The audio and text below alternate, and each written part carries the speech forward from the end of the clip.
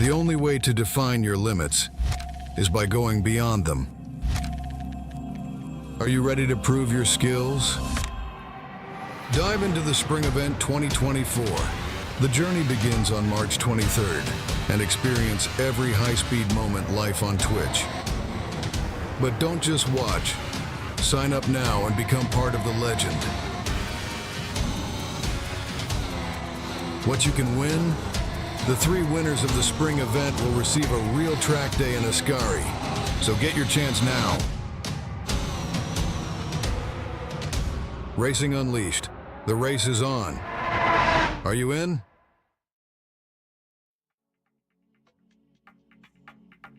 And welcome to Racing Unleashed. We were here in our studio in the Apex Racing Centre.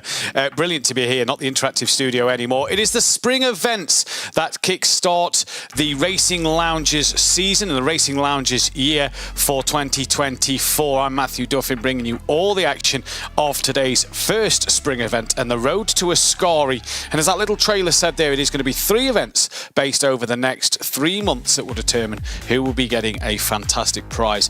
At the end of it, a trip to a track day to Ascari circuit, and a great opportunity for the drivers to get through some tricky challenges and some get rewarded at the end. It is, though, a fantastic prize to get to the Ascari circuit, obviously owned by our fantastic CEO, Francisco Fernandez, who owns Racing Unleashed, and it's a fantastic opportunity for these drivers to get some real track experience, as well as we've seen our Racing Unleashed drivers over the last couple of years. Ciro Zambra, one to name last season, who got some real track experience in America at Prodigy, and it was fantastic to see him out there in the real world and in the car behind the wheel, getting some media training and driver training as well. So a chance for these drivers to get onto that real track and be able to turn a wheel in anger for real. It is the first of the special events. As we said, it is at Vallelunga then, and a fantastic little circuit, the home of Kunos, as we know, the owners and developers of the Assetto Corsa platform that we provide the action for you today and for these next 3 spring events. It will be a bit of a different platform, a bit of a different challenge for these drivers. As we know, we're used to seeing them in the Formula car, the RU23 we saw last year, and the same from the year before. This time, they're going out in a Formula 3 car. So it's going to be very interesting to see what these drivers can do. And there is some familiar faces from the lounge in Munich. You see there Sebastian Hirsch, Nico Farland, Angelo Mikel, to say a few names there, just getting ready for their time. And there's Walter Troninger, one of the oldest competitors here at Racing Unleashed. Great to see him back, a skip down the Munich lounge. That is fantastic. As a Sebastian Hirsch having a few stretches as he gets ready to go.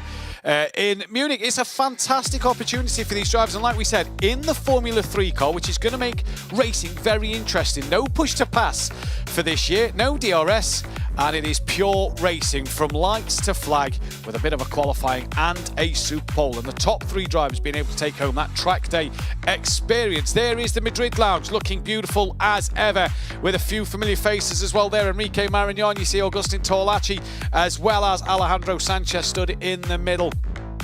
And obviously our colleagues just wiping down and polishing them beautiful simulators before they all step into action in Madrid. And a great looking lounge, obviously we saw that last year. As we head now to Kemptthal, and a few drivers, you may notice the driver in the white simulator there, our reigning Challenger League champion, that of Yannick Pletcher, making the step up to the Racer League this year. We've got faces like Ciro Zambra in amongst the names as well, and there is Yannick, the Challenger League champion. He's going to be a man that we've got to watch this season, really. He's been a top performer throughout the whole Challenger League last year. He's fighting fit and ready to go. I spoke a lot with Yannick over the winter period and over the festive time, and he's been really training and working hard to make sure that he is in form for this one, and making sure that he is in the right mind frame as we go into this race. The bonus is for these drivers, it is a one-off event. There is no championship points, there is no prize money for this. A special event here at Vallelunga, and then again we've got one next month, and we bring you one more in May then to end the spring events before we head into our season, which I believe does start in September, as we look to get forward with the rest of that one. It's going to be a fantastic time and a fantastic lot of racing to go. Vallelunga, fantastic circuit. We will get into it a little more in a moment. We do though have a little clip to show you right now.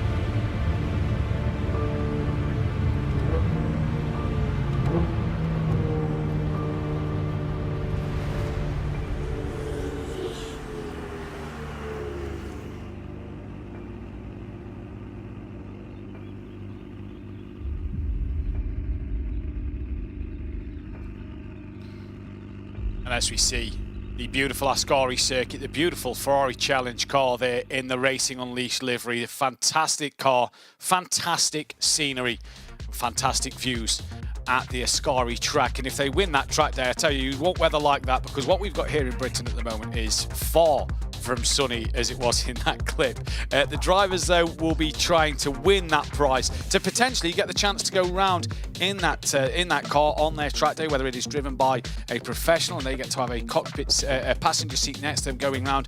They get so many opportunities on the day, and what a lovely circuit Ascari is. Fantastic in the south of Spain, and that car as well with that livery, absolutely beautiful. And speaking of liveries, we do have new liveries, and if you remember from the program last year, my mid sort of session buddy alongside me, the sporty director Fabio Vettinger, was here. He's designed today's livery, so let's make sure that we give him a big round of applause for today's livery, because it is a nice one as well. But Vallelunga is today's circuit. Let's take a look at a little track explainer about where we are today.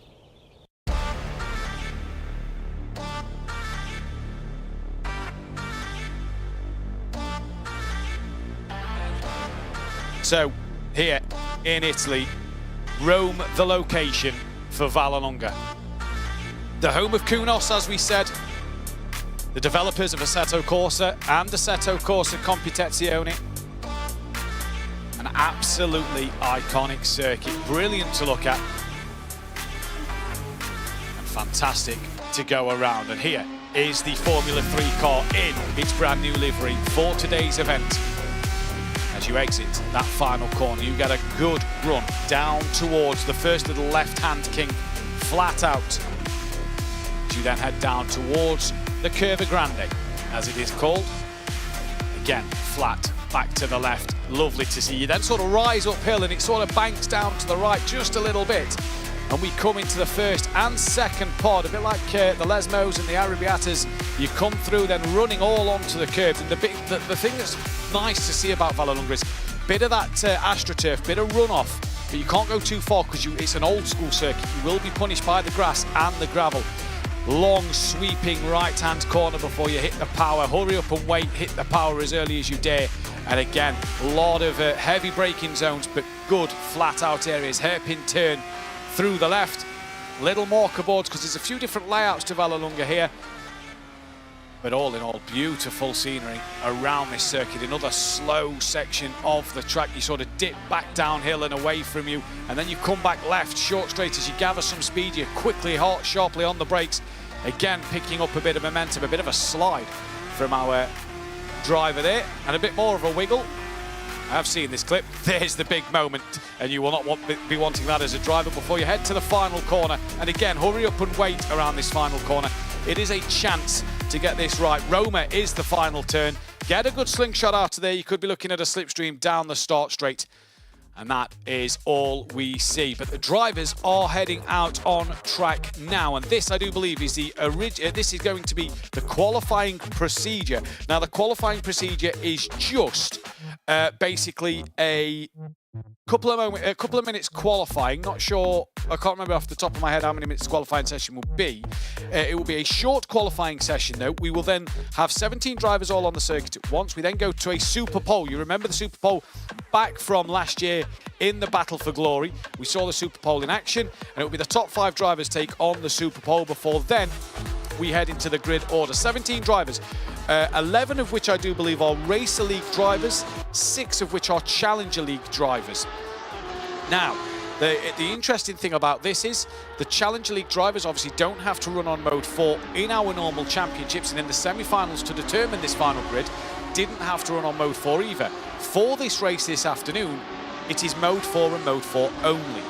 So everybody is running on the Racer League settings on the simulators in the 3 lounges. You've just seen a few of the driver names. There's 17 drivers. Devin Iskro, Yannick Pletcher, Ciro Zambra, Alejandro Sanchez, Marcus Valverde, Enrique Marignon, Augustin Torlacci, Sinan Merbas, Angelo Mikel, Nico Farland, Sebastian Hirsch, Verthrich there, with Mario Stanek, Borges Zarzo, Roberto Miguez, De Mori and Walter Troninger rounding out the 17 drivers who will be on the circuit today.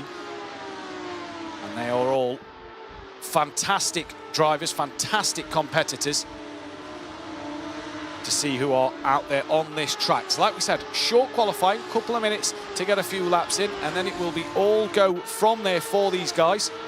And it will hopefully be an absolutely fantastic session for all of them to get through then. This is currently on board with Sebastian Hirsch. You see that slipstream from the car in front. He pulls out. Now, one thing to mention while we're in the qualification period is if we look, oh, a bit of a slide, well corrected there from Sebastian.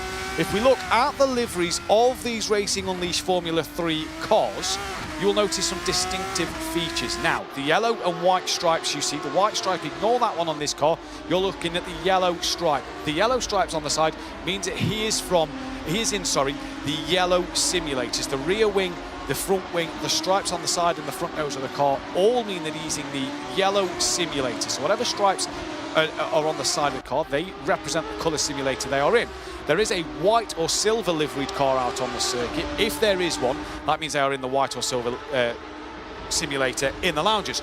To distinguish each individual lounge, you'll notice that the T-bar, the helmets, and the little pink square on the front of Sebastian Hirsch's car identify that that is the Munich lounge. It is the same colours as last year: pink for Munich, yellow for Madrid, and that light blue for Zurich then in their Kemptal lounge. So you see the T-bar, the helmet, and the little square on the nose cone. You get to see there the Kemptal and then the Munich car together. And the Kemptal car very, very wide. And you see the distinction as well on the Kemptal car there, just in front, the red, meaning that he is in the red simulator in Kemptal. I believe that is a Madrid car behind with the yellow T-bar that we see as well. Here is Angelo Michel in the blue simulator in Munich. And Fabio Vertiga then, what a job he's done. Rush Hour, he was my co-host, can't remember the name of it. Rush Hour was the name of that one in the middle of the programme.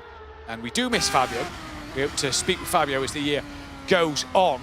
But Angelo Michel then from Munich picked himself up a Racer League win last season, and he's coming through the middle part of the circuit, and so far it is Angelo Michel who is currently the provisional pole sitter, and a bit of a wiggle there as he come through the hairpin, went very deep and got it sideways. Now, Formula 3 cars, a bit more basic than what these guys are used to driving last season, meaning that for these drivers it's all a bit, less power, less aerodynamics, all a little bit more easier to drive for them, or should be, meaning that it should be in for some fantastic racing as Angelo Michel comes to the line and I believe did a 1:23.464 with the timing screen on the bottom. But it is Alejandro Sanchez who has just gone provisional pole position at the moment.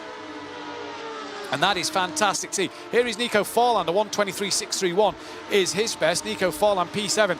Mr. Consistent, we called him at the beginning of last year, was very, very quick. There is Nico Farland in his white simulator then in Munich. And Mr. Consistent last year, he'll be looking to add to that consistency this year and keep going forward with it. He's been absolutely fantastic all year round, and I'm sure he's been working hard in training. He's 30 seconds through this lap at the moment and using all the runoff to his advantage here, making sure he uses as much track as he possibly can to carry as much speed through into the first of the hairpins in this middle sector that really starts to tighten up and slow down just a little bit. And for Nico Farland here then, really on a belter of a lap. Oh no, not on a belter, he's backed out that one, let a car through from behind. So Nico Farland bailing on his lap, currently down in P7 as we said. So he'll want to go once more a little later on. That's a spinner. Didn't quite see what lounge that was from, but one of the green simulators. Borja Zarzo going through though, 58 seconds on his lap at the moment. Tucks it up to the apex, absolutely beautifully. Swings the car through, fastest lap of a 1:22.678 from Alejandro Sanchez. So already setting the timing screens alight here and putting some pace on the board. Obviously went down to the wire with Michael Schmiedel last season in the Racer League. Here is Borja Zarzo though, coming down towards the line. Can he get anywhere near that time? Currently down in 13th place. Will stay 13th place with a 1:24.461. So not the best of laps there from Borja Zarzo then.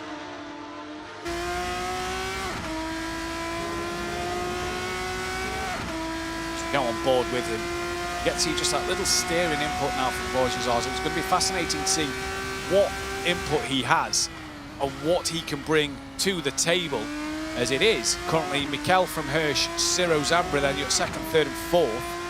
Our current Challenger League champion Yannick Pletcher down in P10, and obviously for a lot of these Challenger League drivers, the likes of Augustin Torlacci, Nico Farland, Marcus Valverde, and then Borja Zarzo, it has been interesting to obviously try and learn on that Challenger Mode 4.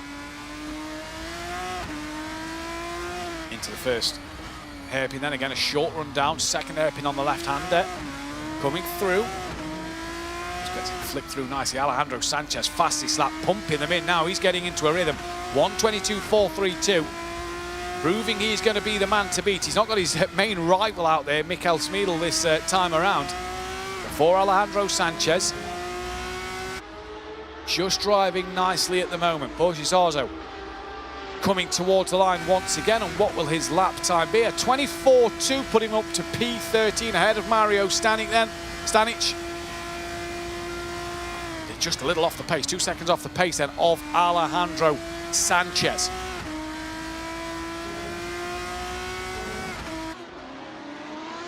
So not seeing much moves up and down the leaderboard at the moment. Here is Ciro Zambra. Took a couple of podiums in last season and got himself a bit of prize money. It was great to see, and he's going to be out for, I'm sure, to try and take that challenge to Alejandro Sanchez and Michael Smedel this season. The man who had that real track experience last time out last year at Prodigy, in a Radical of all cars, I do believe as well. But he'll be a man that will want to try and move forward in progressing in the championships. Obviously this spring event doesn't bring championship points, but he's going to come to the line now. And what will his lap time be? Does it move him up the timing board? No, I don't think it does. So it must have invalidated that lap there. There was no time represented for him, so we didn't get to see that one. 23.538 last time out. So a second. 1.1 pretty much off the back of Alejandro Sanchez, and he is P4 at the moment. Sebastian Hirsch now moves up the order. Torlachi moves into P9, knocking Yannick Platter and Nico Forlan down a couple of spots as well. But great to see Ciro back out there representing the Challenger League, representing Kemptall. Trying to do good things in terms of seat time, I suppose, and obviously every driver trains and prepares. It doesn't matter the car or the track, really. Seat time is seat time. And these simulators provide a lot of thrills and spills. The realism of them is absolutely fantastic.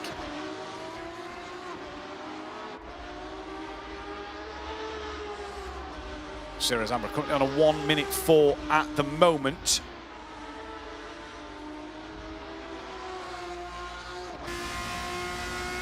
For Ciro Zambra as he comes through then the final couple of callers. Here is Alejandro Sanchez, a 1:22.7.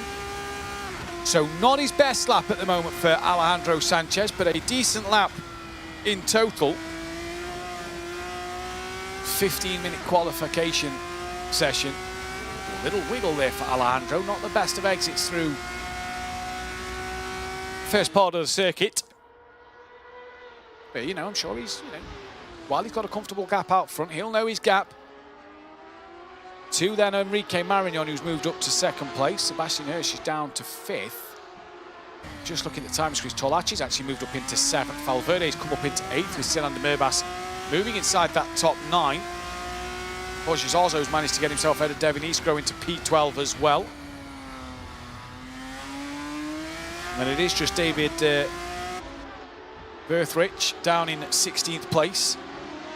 And then Simon De Mori up in 6th, Walter Troninger 17th, Mario Stanic 14th, Alejandro Sanchez, the man we are with at the moment. 1 minute 8 seconds as he comes through towards the final part of the track. Into Roma he'll come now.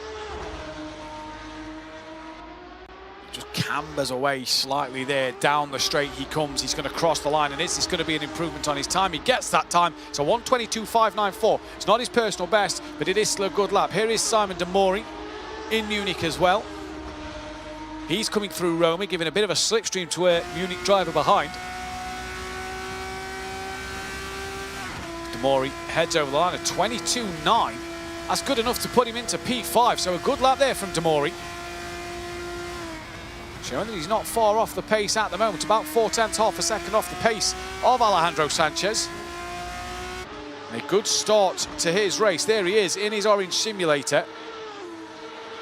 And one driver that doesn't really wear gloves. You see a lot of the drivers wear gloves on their simulators, in the simulators today, but Demori not really representing the gloves. And as we zoom in on the steering wheel there, you just get to see the input of the driver. He's not taking any notice of that. He's fully focused. A bit of a lock-up though through the second of the hairpins. Just runs himself a little bit wide, but giving the driver behind a bit of a slipstream, which was a Munich driver. He then pulls out the way before the corner. That driver then locks up. Now, here's Enrique Marignon. It's currently in Madrid, 1-2. Sanchez from Marignon. Marignon with a great season last season as well. Picked himself up a handful of points, good bit of prize money. He was in the thick of a lot of fights with Sebastian Hirsch and Angelo Michel as the season went on. You see him here now, that, again, in the thick of things, currently second place. Coming down towards the line, though, now he crosses that line. It's a 1:22.560. He's got to be pretty close to the back of Alejandro Sanchez in this first qualifying session. Obviously, the top 5 will go through to that Super Pole. So at the minute, that will be Alejandro Sanchez, Enrique Marignon, Angelo Michel, Ciro Zambra, and then Demori. So absolutely fantastic stuff here. Only one driver from Kemptol, 2 drivers then from Munich will go through at the minute, and 2 drivers from Madrid will also go through. Sorry, from Kemptol, from Zurich. Here is Angelo Michel, currently P3, 1:04 on the clock.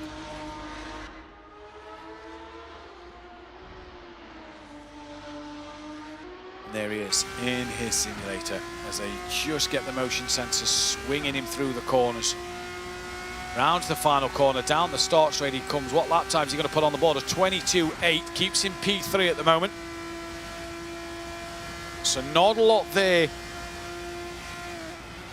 for Angelo Michel in terms of improvement-wise.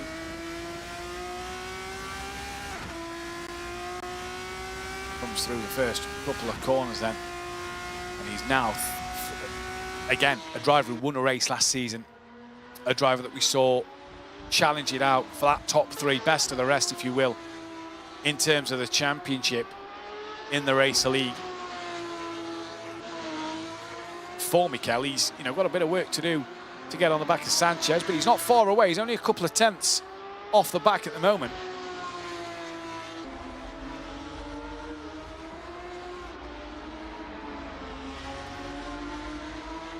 Now in the order, Mario Stanic drops down to 16th place as Verthrich has gone up to 15th ahead of him. Yannick Pletcher still down in P11. Nico Forland rounds out the top 10. Hirsch just outside the top 5 in P6. Demori's gone quicker than Ciro Zambra at the moment. So Demori puts himself through. It's Madrid, Madrid, Munich, Munich. And then the first Zurich driver.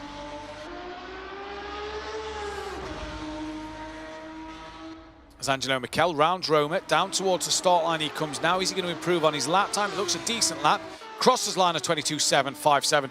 That's not going to be enough to seal the deal in terms of pole position. Oh, that's a big lock-up for Nico Forland, and nearly clatters into the back of the Munich driver in front of him.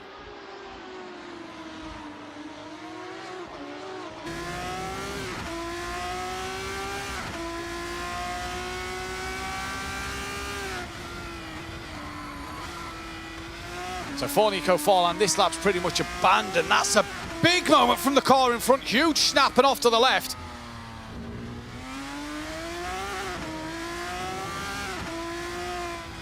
And Nico Forland then manages to not make contact earlier when he had a lock-up. Now he's got to kind of regroup and go again on the next lap.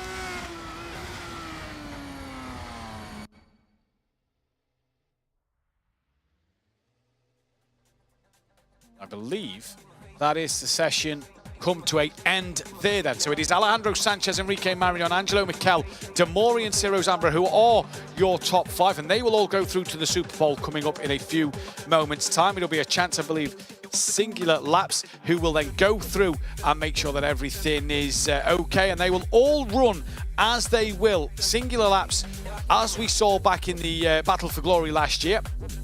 All trying to go from that pole, and it will go from 5th fastest to 1st fastest. A few replays here. Sebastian Hirsch diving up the inside, had a bit of a moment. There's Angelo Mikel coming through into one of the hairpins, a lock up, and he ran a little deep. That ruined one of his laps then. Nico Forland, he's had a few moments, it seems to be, today. Oh, was that the car in front, actually, of Nico Forland locking up, going deep? Here is Borja Zarzo, and we saw that one where the car had lost it in front. And who's this, having a bit of a moment through the hairpin? Oh, all nicely done there. Beautiful shots then of this Vallelunga circuit as the drivers letting each other through and not trying to ruin each other's laps. And this is the interesting thing, is it's not like the normal qualification we see here at Racing Unleashed. There's one of the white liveried cars just moving out the way after a couple of mistakes, aborting his lap and getting ready to go again. So obviously not like the traditional knockout qualifying we see here at Racing Unleashed, a bit more of a traditional qualifying that we've had today, not the normal knockout qualifying session we have seen. But based off of what I can see in front of me as we watch these replays, that Alejandro Sanchez did the fastest lap of a 22.432. It then was Enrique Marignon with a 122.494, so just hundredths separating the pair of them. Angelo Mikel with a 122.7. Simon De Mori with a 22.8, and then it was Ciro Zambra with a 122.9 are the times that I have in front of me there, and they will be the top 5 going out in that Super Pole again. So once again, let me just remind you, that is Ciro Zambra will be P5. He will be the first person out on the circuit to go for that Super Pole. Then it will be Simon De Mori, Angelo Mikel, Enrique Marignon, and Alejandro Sanchez will be the last driver to go for that Super Pole lap at the end to try and then set that top 5 grid order, as we saw back in the Battle for Glory last year, at the end of last season in January, if you remember that far back. So that then was your top 5 who will go through. The rest of the grid was Augusti Torlaci, Marcus Valverde, Sinan de Merbas, Nico Forland rounded out the top 10 with the bottom 7 will bring you as well later on in the programme when we get to that grid timing screens. Just looking around at the preparations, everybody seems to be getting ready at the moment, and it all looks like we're all going according to plan with that. So the Super Pole then, it is the top 5 single lap. We go from 5 to 1st. So Ciro Zambra will be the first man out. He'll do his out lap, come through to then do his fast lap, his one and only hot lap, I do believe. Last year, I believe it was a couple of laps they did. I believe this year it is one lap that they will do. When they've done this, as they start their fast lap, the next driver then, so after Ciro Zambra, it will then be De Mori.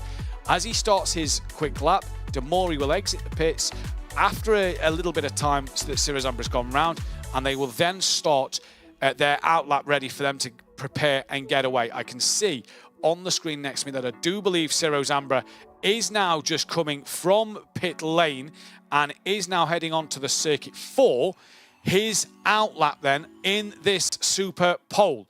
So this is going to be a fantastic thing to see. So Ciro Zambra at the moment currently out on the circuit, preparing his tyres, getting ready to go for this Super Pole. So again, it is Ciro Zambra, Simon De Mori. It will then be Angelo Mikel, Enrique Marignon, Alejandro Sanchez. Here is Ciro Zambra out on the track at the moment then. And this all leads into a 30-lap race. So this will set the top 5 in that 30-lap race then. And this will be fantastic to see the Super Pole. I know the drivers can use a lot of the circuit, but Ciro, that is a little wide as he comes back on. And again, brake pressures, tyre temperatures, they're what he's going to be trying to set there, what he's going to be trying to do and trying to achieve. That is all he is looking to do. And he will hope that he can get this done and get this mission accomplished, if you will. As he comes now into that middle part of the lap, where will he decide to put the hammer down? Partly through Roma, I'd imagine, at the end. But for Ciro Zambra, it is the preparation that he is getting underway here. He takes that wide line through Roma. You heard him then as he come back down to the middle of the circuit, put the hammer down. Then Ciro Zambra then has one chance and one chance only to get on the board and to get himself P1. Let's see what he can do then. Ciro Zambra flicks it to the right, flat out, now to the left, doesn't lift a little bit. Now into the Curva Grande for the first time. And this is where Ciro Zambra is going to really want to make sure that he can get everything absolutely bang on and nailed as he comes through this circuit.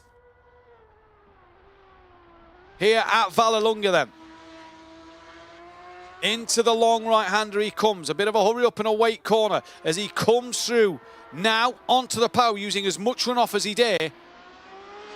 And absolutely then tearing through this this Vallelunga circuit here in Roma.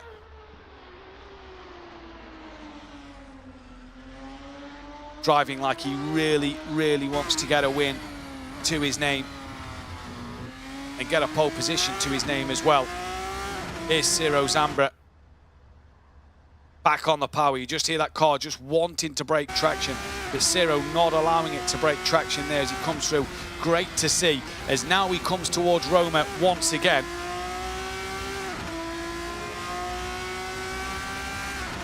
And to the line he's going to be. What is his lap time going to be on the board then? His lap done, his time on the board hasn't popped up yet. As he keeps his foot in then. Here is Demori coming through Roma himself, being able now to start his one and only flying lap. So Ciro Zambra tops the timing screens at the moment. And doing exactly what he wanted to do. And into Simini 1 and 2. Through he goes. Fantastically done there by Demori, using all the curb on the exit as he comes down the straight, flicks it left. Good long straight then. He comes down before the right-hander. Just listen. Patient, picks the throttle up, gets good exit, using all that runoff to the left-hand side once again. Now back to the right before one of the hairpins. Oh, it's gone horribly wrong. Huge wiggle. That's going to cost him a lot of time then. Oh, what a shame, because it was looking a good lap from Demori, but a huge moment. And it has gone horribly wrong for him.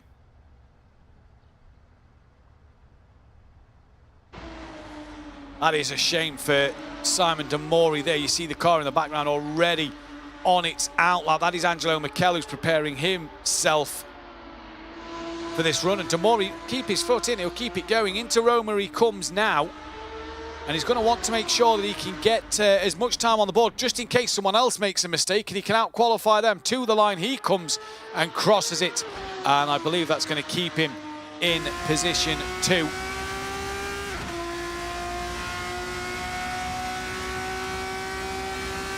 So now we turn our attention to Angelo Michel.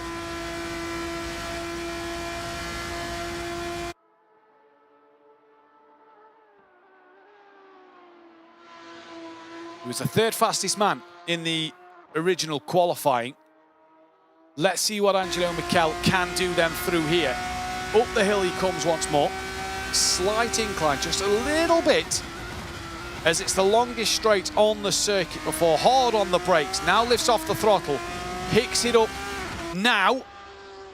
Great exit there, just a little correction on the steering wheel, nothing too much, as he flicks it back to the left-hand side of the circuit. Now again, bit more waiting on this one. It's a bit tighter as you come through, to the left, to the right. Harder on the flat through here, now hard on the brakes again. Probably ran just a little deeper on the entry than what he'd have liked. Picks the exit back up, an absolute peach. Now into the slowest corner on the circuit, and that is fantastically done. You just saw a moment there on the exit as the traction just tried to kick in. And there for Angelo Michel, it was just a little wiggle, nothing too much, nothing too major. It's been a good lap from Michel here. Picks up the apex beautifully. Now lets it drift out wide on that little runoff, you get just a small amount. Angelo Michel to the line. Demori down in third, and Angelo Michel goes P1 with a 1:22.751. So that is brilliant from Angelo Michel. It was a great lap. And now we turn to the Madrid driver of Enrique Marignon, who is now going to be the man.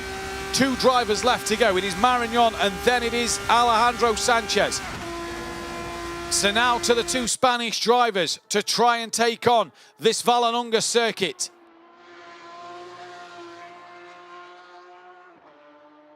Nicely done through the first part there and the second. Use that exit. Got to watch that sausage curb. There's not a lot of curb before you hit the sausage curb there. So you don't want to get the car lifted up onto that. You will lose some momentum and some time. Now, again, patience.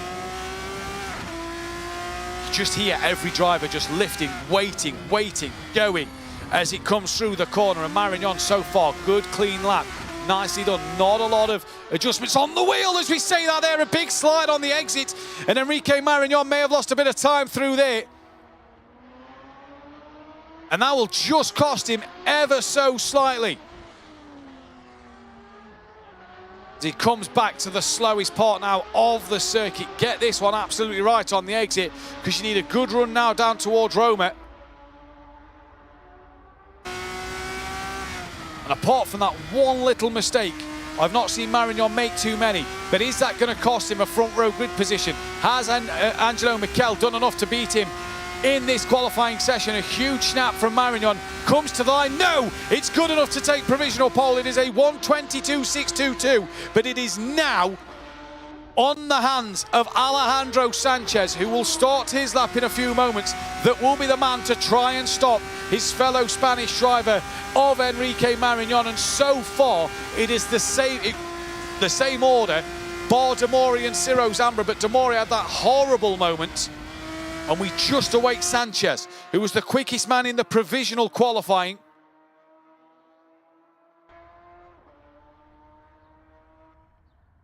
And will hopefully, for him, be the quickest man in the Super Pole to take the pole position for the grid.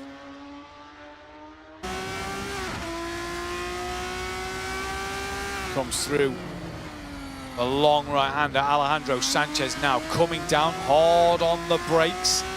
Flicks it in left. Little correction there, not as bad as Marignon's, but a little correction there from Sanchez. Was fighting for that Racer League title last time out. Comes through the right-hander now. Down to the slowest section on the circuit. Did he just clip the sausage curb there? It just looked like he mounted the curb a little bit. In this Formula 3 car, an experienced driver is Sanchez. 2 seasons in a row he's gone for that Racer League Championship, and he comes into Roma now. And as he flicks it through, flat out towards the line, and Alejandro Sanchez then, is this going to put him P1 on the grid? No, it's only P2 for Sanchez at 22.649. So Enrique Marignon will take pole position. So I'm not sure where Sanchez lost the time or where Marignon gained the time from the original qualifying. But Alejandro Sanchez will only be P2. And for Marignon then, it is provisional pole. A great qualifying session that is. But Sanchez will be on the front row of the grid as well. And there you see Sanchez in the red simulator in front of our screens. There is Valverde and Borges Arzo. Can't yet see Marignon. I think he's there in the background, who we'll get to speak with for being the pole sitter there then. And Sanchez, even though he's on an in-lap, will probably still be trying to nail every part of this circuit. Every single lap these drivers get is all that bit extra seat time for them. And Alejandro there then, P2 on the grid for the start of this 30-lap race. Long race, so it's not all over yet for Alejandro Sanchez. But Enrique Marignon, upper hand with that pole position. Great start to his day. Here is Ciro Zambra then. This was on his out lap. Ciro just running wide, just not sure why, trying to pick up a bit of rubber or what. Went a little deep. And this was all on his preparation lap to start his first flyer. Not sure why, but yeah, that was on his outlap, and that was an interesting one to see Ciro do as he then prepared his tyres a little more. He had an all right session. I'm sure there's more time for Ciro to look at. There was a moment, you saw the twitch of the car, yeah. A disgruntled face, he knew he could do better. Demori, that was the big moment for him that lost him a lot of time for Demori there.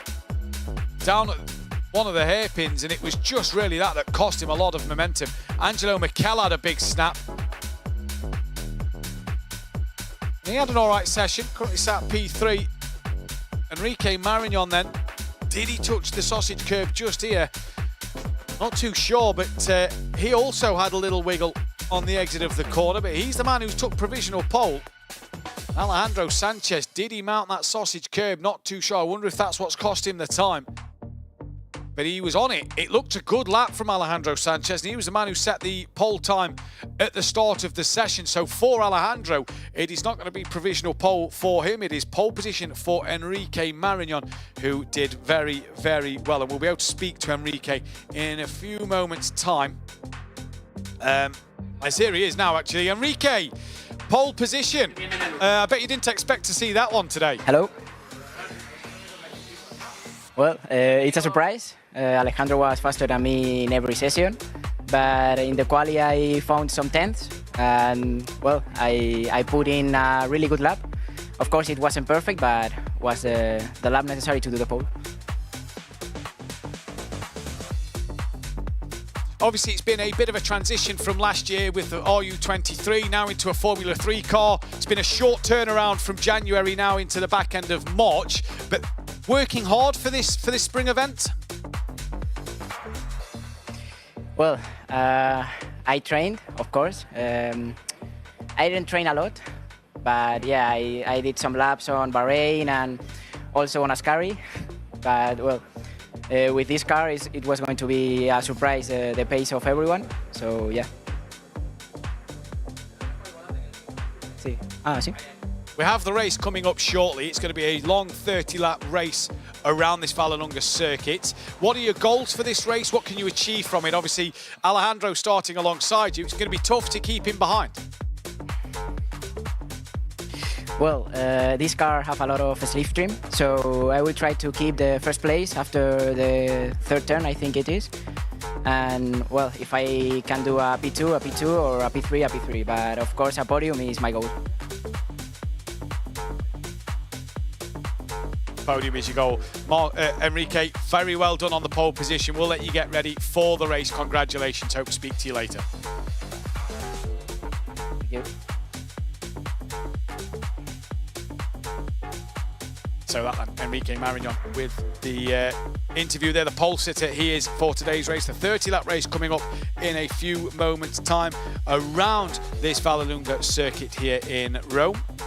Like we said, the home of Kunos, the Assetto Corsa developers, whose platform we are on today for this event, and obviously that we run across Racing Unleashed. Obviously the iRacing event 2 weeks ago. We'll be back there tomorrow for the Racer League drivers to take their hand at the Hockenheim circuit once again in the Porsche Cup car. So that's going to be interesting. Make sure you join us live for that one tomorrow midday time. That's going to be an interesting race to see. The race starts in about 15 minutes time, so we do have time for the drivers to prepare themselves, take on a few refreshments, have a quick toilet break, have a stretch, get themselves back in the cockpit and ready to go. About 15 minutes time until the race has started. I don't think Alejandro Sanchez has left his cockpit yet. He's back in it, unless he's got jumped out and come back in it, but there he is in the red cockpit closest to us. Enrique Marignon, I believe he's around that yellow cockpit. Marcus Valverde's in the yellow cockpit. One thing I've noticed missing from Marcus Valverde, he's not sporting the headband at the moment. So he's clearly not got the headband on. So maybe put it back on for the race. Well, Marcus Valverde, a few high fives there. There's the Munich Lounge. They all get together, have a nice debrief. See Sinan de Mirbach, Sebastian Hirsch, Angelo Michel, Demori Farland, Walter Troninger there, as well as our lounge attendants. Max, I do believe that is. Sat down, all discussing, all chatting. A lot of the drivers capturing footage. You see the little tripods and things stood behind them. The simulators capturing the moments of the racing. And back to Madrid then. But they're all kind of on their feet, walking around, having a chat between themselves and friends and family.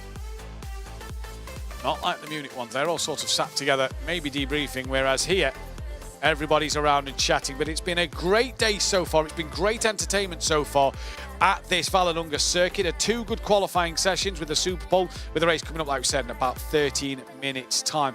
It has been and is going to be an interesting race. 17 drivers will take to the circuit. 1 driver is ill, so he will not be taking part today. So only the 17 from 18. 30 laps. It is a 4.085 kilometre circuit, a real long one in terms of how, the straights, pretty long straights. Not many corners towards it, only 15 turns. FIA Grade 2 circuit. Lap record of a 29.3 in a Formula 3 car done a few years ago by Alex Lynn. Obviously, these guys down in the 22s. So it's going to be interesting to see, though. But all this is the road to Ascari, and all this leads to a prize. The top 3 drivers today that get on the podium. Yes, 1 may be winner, 1, 2, and 3, but they're all winners in terms of winning that prize of the track day at the Ascari circuit. They get invited to, and it will be absolutely fantastic. It has been a long day for the drivers, though, in the Racing Lounge. We've had 2 semi-finals to determine the finalists, the top 17 drivers, for this event that the day has gone on. And it is going to be fantastic racing as we come up 30 laps, a long race, so a real test of stamina for these drivers to see how they can cope in this race in a few moments' time. But it really has been a great day around the Racing Lounges. If you are in Madrid, Munich or in Zurich, make sure you pop yourselves in and go and support on these drivers, because they are putting some great work in across the board as we see this beautiful, beautiful track.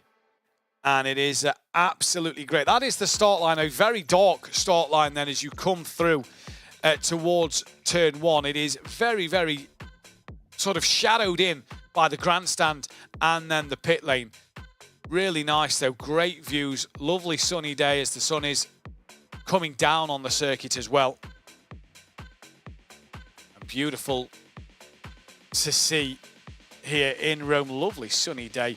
And a great pit lane, great camera shots here, the Racing Unleashed sponsorship as well. And that is where the drivers are currently parked in the garages at the moment. Here's into the middle sector. Here's one of the alteration layouts that we have here at Vallelunga. But you come through that left-hand bend. You don't have to brake hard to come around where the curb is there. It's just straight through. Maybe a little bit of a lift, flat if you're brave enough to get around there. Some great scenery, some great shots, gorgeous area in the world, gorgeous part of the world to go and watch some motor racing. So as drivers prepare, 10 minutes time for the race. So it'll be 6 o'clock in the European time, 5 o'clock here for the British time.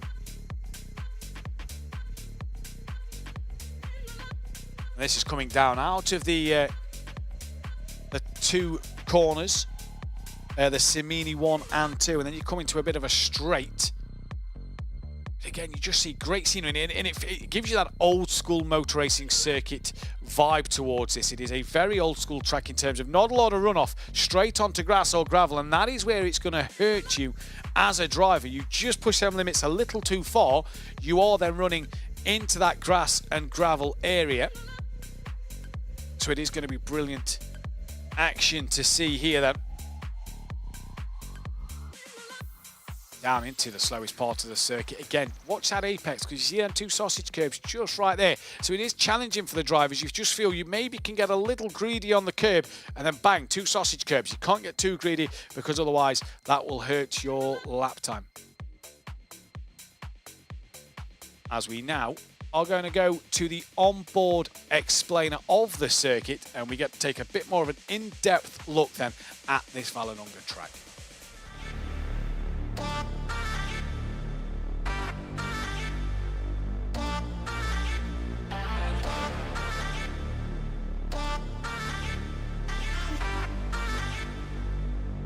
So as we see the Vallelunga circuit there then, absolutely gorgeous here in Rome. 4.085 kilometres in length, 15 corners in total, and each of them so very different. As you exit the final corner of Roma, then it is straight down the start line towards turn 1 you come. It is a flat out left hand, you don't even feel like it's there. Turn 1 is officially named as the Curva Grande, which is this part here. Round you come, flat out once again, you flick it back left before you come into the Cimini 1 and 2. Bumpy on the entry into the first part, dips away on the second part. Watch that sausage curve as you flick it left down the longest straight of the track here. And you come to a hairpin, if you will. It's a long hurry up and wait corner. You wait, pick the throttle up as you see the sausage curve come towards your front wing. And that is where you can run out wide onto the left, back across to the right. Again, another hairpin corner. Power down on the exit before you flick it left. Flat out through the bend, using that bit of runoff to just dip your right-hand side tyres. Kind of keep it in the middle of the road as you brake hard into the third hairpin. Left, right, slowest part of the track now. Tight in you go, watch them sausage curbs. Use that exit as it does climb up a hill a little bit. Into the S as you go now, left, right. If you don't have a moment like the AI did there, big correction from him as you head into Roma once again. That brings you down then towards the start line for a lap of this Vallelunga circuit. And great scenery here in Rome, and fantastic action we're about to see then here in Vallelunga. 17 drivers will take to the grid. Obviously, we just saw the super pole in which Enrique Marignon took that pole position from Alejandro Sanchez with Angelo Michel in P3. Ciro Zambro was P4 and Simon De Mori P5. So it's going to be good to see them go, and we'll get the rest of the grid order brought to you in a few moments' time. About 6 minutes left until the start of this race, and it'll be lights out here at Racing Unleashed for the first of 3 spring events. The Road to Ascari, as we said, the next spring event will be later on in April, and that is going to be a fantastic one as well. An all-star event is going to be there, so all-star event from sim racing teams across the world who can come and take part at one of our racing lounges, and maybe get some famous names out there as well to try and see if we can get drivers in for the all-star event to win a track day at Ascari as well. So it's going to be brilliant prizes on offer today. Obviously 17 of Racing Unleashed best drivers. There is 11 Racer League drivers and 6 then Challenger League drivers for today's event. And obviously we're seeing the likes of Ciro Zambro out there, who finished high up in the championship, Alejandro Sanchez, who was runner-up to Michael Smeedle last season, with then the current Challenger League champion Yannick Pletcher, who was actually 11th place provisionally in qualifying. Now there was a 10-minute window after the first qualification period for drivers to get protests in, and yeah, interesting to see. If you're a regular viewer of Racing Unleashed, you will know that Race Control are busy people in the Zurich lounge. They will be at the moment doing their race control and checking all the footage. And again, they will be doing the same thing at the end of the race. Now, we're not going to wait for the podium results today. We'll get you that 1, 2, 3. If you want to keep our eyes on any social media platforms, Instagram, Twitter, Facebook, all them kind of platforms, make sure you follow us there to find out the final results at the end of the evening, and we'll see what the drivers will do then. 4.5 minutes left then until the race. You can just see the grid order is being prepared on the screen to the right of me. So that is making sure, they are making sure that that is being done correctly. And it is going to be fantastic to see what action we have throughout this circuit today then. Really is going to be a fantastic race here in Vallelunga. And don't forget, tomorrow midday we'll be back live for the iRacing. The Racer League drivers get to take part in the iRacing event at the Hockenheim in the Porsche Cup car. Then we saw the Challenger League drivers a fortnight ago get to go around there, and it was fantastic action in the 2 heats, and then the final for some prize money there, with the Racer League drivers get to have their chance tomorrow in the iRacing event, as well as an announcement for the second iRacing event that will bring you tomorrow afternoon at the end of the program. So then, 3 spring events. Road to Ascari is the main goal. And we are getting ready. We are about 3.5 minutes away from the first race of the spring event here at Vallelunga. Formula 3 cars. There is the racing lounge in Munich. The drivers are all sat in their cockpits then and ready to go. Sebastian Hirsch in the yellow cockpit closest towards us. Then there's a gap to Nico Forlan. There's Alejandro Sanchez. I believe that is Enrique Marignon just next to him. I could be wrong. Can't quite tell from me. I know Marignon's the red simulator, the orange simulator further down the screen. Just not sure who that one is in the silver simulator just next to him. It's Borja Zarzo. There we go. As he gives us a good wave. Thank you, Borja. And there is Kemptol. Ciro Zambra in the yellow simulator in the background. Yannick Pletcher in the white. And I believe that is Devin Iskro in the red simulator at the front one then. As everybody now gets ready to go racing.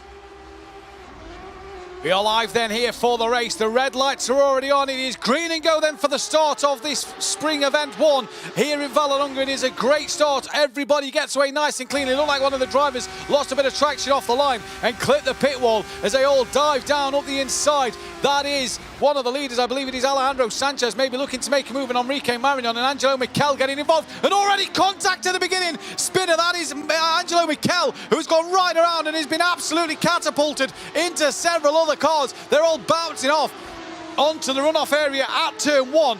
And it is a disastrous start then for Angelo Miquel, who has now got Nico Forlan, I believe, just in front of him. Here's Devin Iskro looking to make up a few places. He's already on the back of Roberto Miguez then, and now loses the rear of the car, and he's now around. So a disastrous lap one. Angelo Miquel will be able to pick up a couple of places. Augustin Torlacci then, who come from 7th on the grid, already up into that top four, so a great start from him. Ciro Zambra, nightmare, must have got caught up at the start. He's dropped down to 14th. Let's not forget, it's a prize, top three on the line. Yannick Pletcher, where is he? He's climbed up to 7th place from 11th on the grid as he comes through, trying to hang on in there against the car behind. He's going to try and make his way up into that top three, that is for sure. And so far, so good. If you are Alejandro Sanchez, you lead this race from Enrique Marignon, and then it is Simon De Mori who coming through the top three at the moment. Torlacci, Hirsch, De Murbas, Pletcher, Miguez, Angelo Miquel, Nico Forlan, Verthrich, Ciro Zambra, Mario Stanic, Valverde, Iskro, Zarzo, Walter Troninger at the back. The gap to the leader is already a second between Sanchez and Enrique Marignon, so already putting some pressure on the leader. But the slipstream, Marignon said in that qualifying interview, is absolutely key. It is so overpowered in these Formula 3 cars that you get a good launch down the straight. 2 long straights here to really work hard to get the slipstream. Roberto Miguez on the back of Yannick Pletcher now as he looks to that inside line for the second of the hairpins. A bit of a lock-up and manages to come through the corner. All nice and calmly done, but it is 3/10 of a second the gap. Sanchez to Marignon at the moment. Then it's half a second back to Demori from Marignon. You just see as they come towards the slowest part of the track now that Marignon, he said he's been slower than Sanchez all afternoon, apart from in that qualifying session. Well, he's now going to have that slipstream of Alejandro Sanchez as he comes through the first part of the lap, flings it left and right once again, just bouncing over there. Sanchez just dropping a wheel onto the grass a little bit. So here we go back to Augustin Torlacci, currently down in P4 on the back of Demori. Slipstream take full effect and it is a good long straight here. Marignon fastest lap of the race at 22.995. So good pace out the gate from Enrique Marignon already then. Torlacci couldn't make many inroads. Marignon couldn't either, neither could Demori. Just looking down the pack. Angelo Mikel now has the fastest lap. Ciro Zambra's got himself past Nico Farland, who has a look back on Ciro Zambra but cannot get the move done. So Ciro Zambra moves into the top 10 now. Where is Angelo Mikel? He's P9 with the fastest lap. Here is Nico Farland in the slipstream on the longest straight in the on the circuit. That slipstream, he can't take much effect there. Just hear him pick up the throttle now, using all the curb he can as he tries to come through. And it's been fantastic action already here. Drama on the first lap. Walter Troninger, not sure what's happened to him. He's 14 seconds off the back of the queue. Then he has caught up a little bit. This is a replay of what happened at the start then from Angelo Mikel's point of view. Absolutely dramatic. Watch the car at the back here. Just seems to, under traction, just clip the pit wall there. Look, bang, into the pit wall slightly. That seemed to hurt him. As then he come down, Alejandro Sanchez has now set the fastest lap. Was there contact with Marignon or Sanchez there? I'm not quite sure.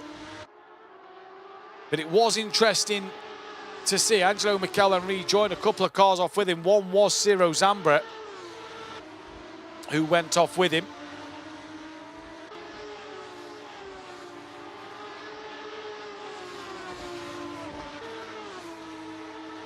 Already on to lap 4. Here's Marcus Valverde. So Sanchez now does the fastest lap of the race. No one can beat that time at the moment. So he is the man who is on a mission. There's a car just in front of Valverde locking up a little bit. That is Verthrichten. Down in P12 and 13. Another lock up there for David Valverde. A little wiggly on the exit. Angelo Mikel gaining on the back of Yannick Pletcher. That's now within half a second. Roberto Miguez has dropped down to 9th, and again Verthricht here just locking up ever so slightly, allowing Valverde to have a look up the inside on the exit. He'll be on the outside for the next part, and Verthricht again locks up straight on into the side of Marcus Valverde. Nothing really come of it though, but Verthricht now really struggling under braking here. And this battle as Sanchez pumps in another fastest lap of the race. There is Marcus Valverde. Verthricht very wide on the braking zone into Roma. Valverde through and up into P12 then. Verthricht also lost out to Stanic here and Devin Iskro. And I assume Borges also, yep. Walter Troninger a little off the back. The Gulf move there. As Mikel, he's got past Yannick Pletcher. So Pletcher down to 8th, Angelo Mikel up into P7 as we're on lap 5 of 30 here. Hard on the brakes for Yannick Pletcher. And this will be good for Yannick Pletcher. Running in that mode 4 will get him prepared a bit more. Used to, even though it's not the car they'll be using for the season come September, but it'll give them a lot more seat time in it in a race condition. Yannick with his grandfather watching on. Great to see his grandfather back, who wasn't in Munich to see him win the championship. A lock-up, though, from Angelo Michel, just ahead.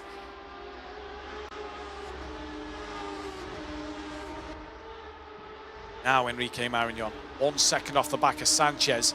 So Sanchez starting to build that gap. Demori's there. Torlaci's fell off the back of Demori. Closest fight on track is actually Borges Arzo, Devin Eastgrow down in 14th and 15th place. That gap's actually just opened up to nearly half a second. So Devin Eastgrow trying to have a fight with Borges Arzo. We're on board with Nico Farland at the moment then. P11 trying to gain on the back of Roberto Miguez.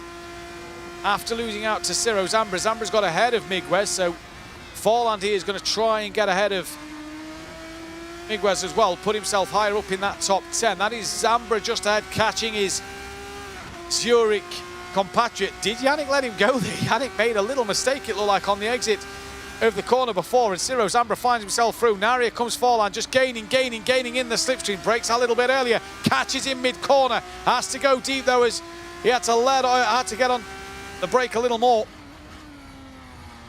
And it made him run a little deep with a lock-up. Nico Farland now on the back of a little train behind Yannick Pletcher, but Ciro Zambra flies past his Zurich colleague and into P8 for Ciro Zambra. Here is Roberto Miguez, huge lock up there. Now he's feeling the pressure of Nico Farland from behind. Marignon's back to within a second. That's ebbing and flowing out front, but again, Nico Farland putting some immense pressure on Miguez. Into the S as they come for the 6th time. Angelo Michel gaining on the back of fellow Munich driver Sinan de Merbas as Marignon now sets the fastest lap of the race. Does lose a little bit of time to Alejandro Sanchez. It's a timing screen. Must update late. Here goes Michel looking up the inside into Simini 1 and 2, and that is a great move from Angelo Michel. Puts him now up into P6, so that turn 1 collision now moves him up into 6th. He's got 3.8 seconds till he can catch his other Munich colleague of Sebastian Hirsch.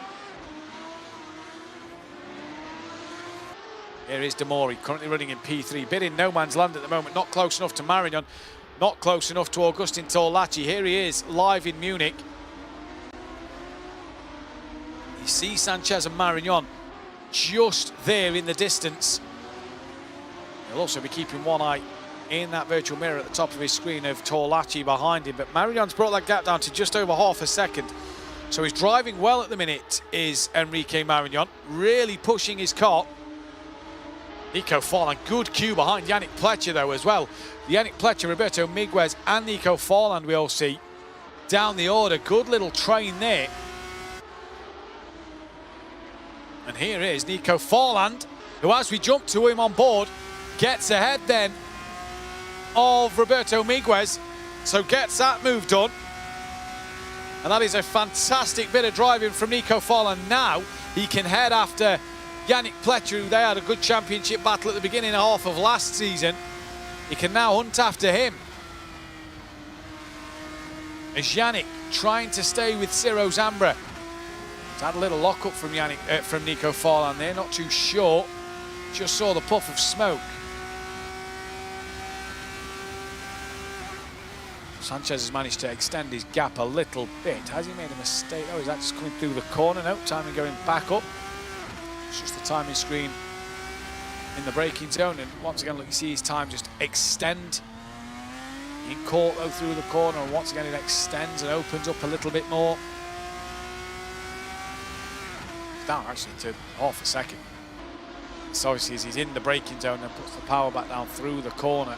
So Marignon possibly just gaining a little bit of time here and there, but he'll really want to set the timing screens alight.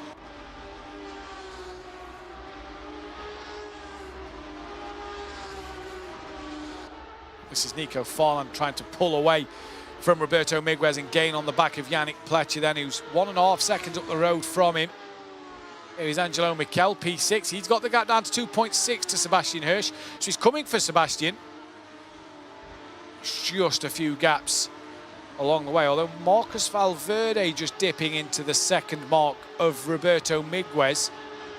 There is Angelo Michel in Munich.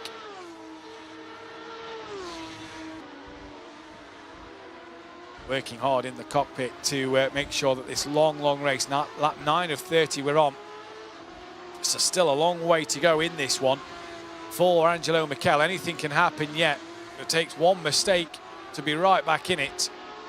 Hirsch actually trying to gain on the back of Torlachi himself. Here is Marcus Valverde gaining on the back of Roberto Miguez then. We said it was within a second. He's now got it down to about 6/10. So all of a sudden for Valverde, just starting to find his feet and a bit of momentum in this race.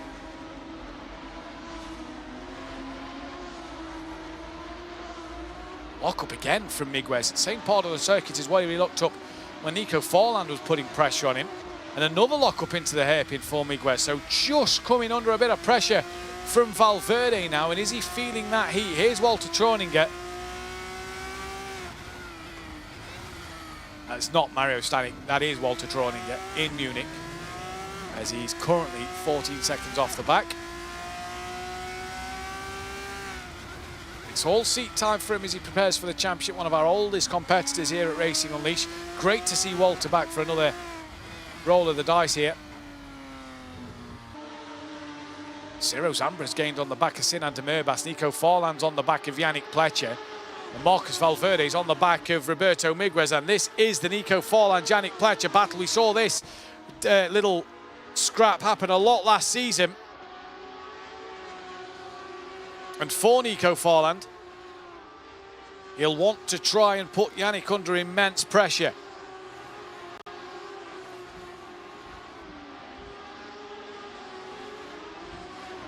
Into the slowest part of the circuit now. They come and through they go then. Marignon still has that fastest lap of the race. And he's got that gap back under a second to Sanchez. Forland locks up big time though. Not going to lose him too much time. It'll just lose him that bit of momentum through the corner as he tries to set himself up for the slowest part of the track. Now has a wiggle on the exit. He's meant to be putting Yannick under some pressure, but he's just put himself under a bit of pressure there. Yannick drops a wheel on the grass. That's not where you want to be. Valverde has got past Miguez behind. And Ciro Zambra is still trying to close that gap to Sinan de Merbas. As Angelo Mikel is now under 2 seconds to Sebastian Hirsch. We're watching Nico Forland though on Yannick Pletcher at the moment, and Yannick just ahead. Just getting to grips with this mode 4 maybe.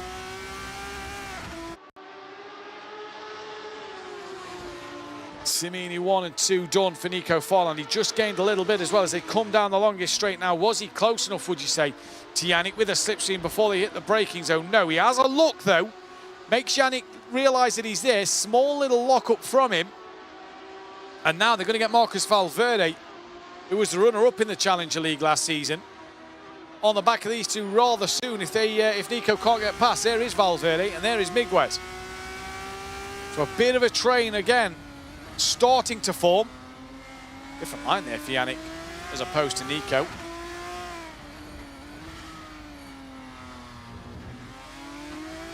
He's really closing under the braking is Nico Forland as well. It doesn't seem like Yannick's got the confidence in the car at the moment to just brake as late as he dare. He just feels like he's braking a little too early because he hasn't got the confidence underneath him at the moment.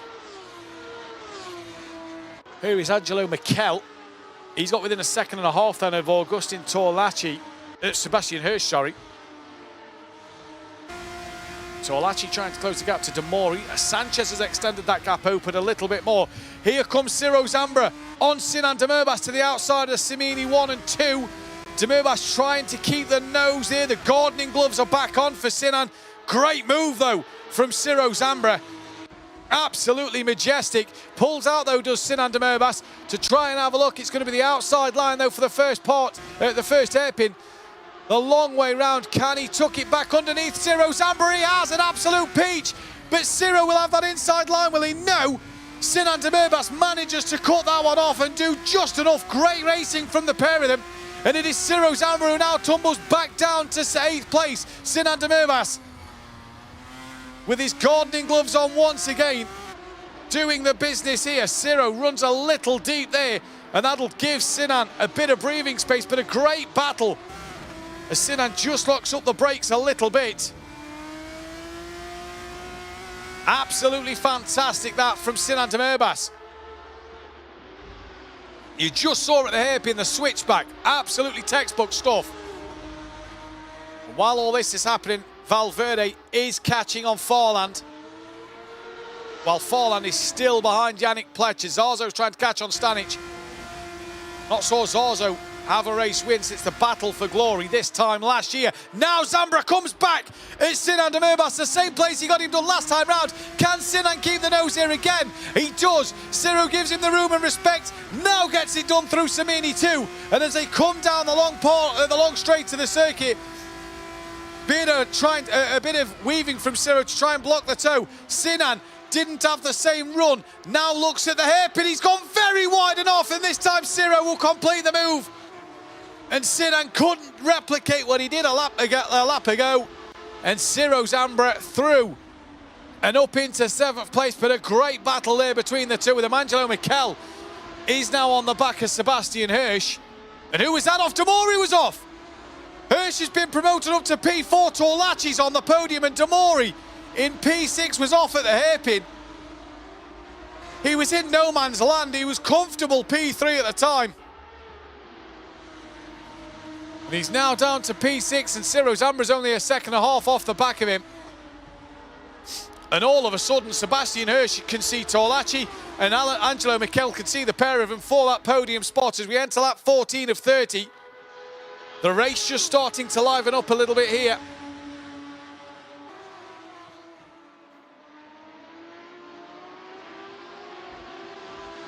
Marignon, though, still with that fastest lap in this race. Borges also trying to catch onto the back of Mario Stanic. And Nico Farland still behind Yannick Pletcher. On board with Angelo Mikel, though, here. Has a look, and it is just a look. He's too far back, really close. He's under braking, closes too much, then he goes straight on. Misses the first part of the corner, went too deep there did Angelo Mikel.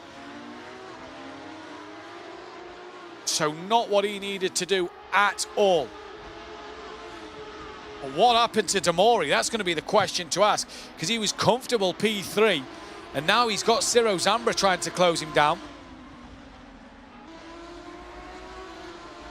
I'll tell you what, you have to tip your hat to Alejandro Sanchez here. He's just controlling this race. The gap to Marignon staying roughly at the same. He maybe gains a little bit of time here and there, but is staying roughly the same as Angelo Mikel now. Trying to get on the back once again of Sebastian Hirsch and just get a little closer to have a look. That is the fastest lap of the race for Alejandro Sanchez. So as he said, managing the gap, he's decided to pump in the fastest lap of the race as he comes down now. Does Angelo Mikel on then Sebastian Hirsch through the Curva Grande towards Simini 1 and 2. Does he have another look? No. Stays well behind Sebastian Hirsch, not close enough to make contact, not close enough to have a look. Gets a good run though through the Siminis, and now Hirsch tries to break the slipstream, can't do so. Mikel right there, pulls out now to have a look, and this time doesn't run as deep, carries a bit of speed through, just gains a little bit on Sebastian Hirsch, who they both have a twitch coming through the corner. Torlachi is right there in front of them. These two had some great fights in the Racer League last season, and Angelo Mikel getting closer and closer every corner he turns through.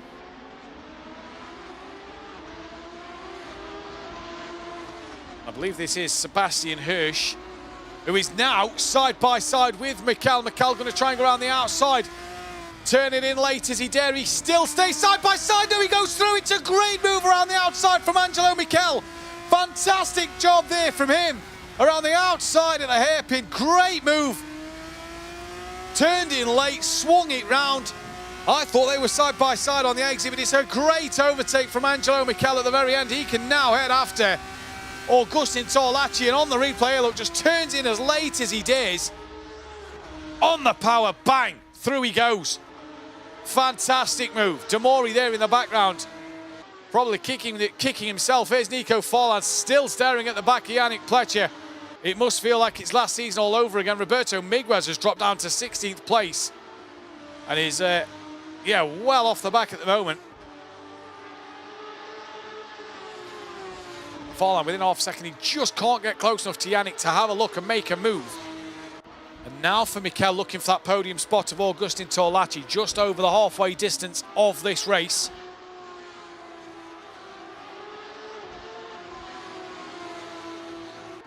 Nico Forland still on the back of Yannick Pletcher.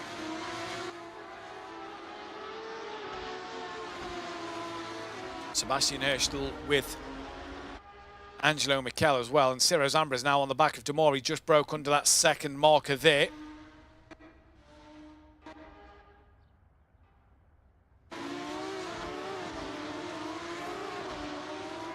Nothing at the moment though, can Forland, and Valverde's not really made inroads like you thought he would on the back of Nico Forland, to be fair. He's not really managed to close that gap a little bit.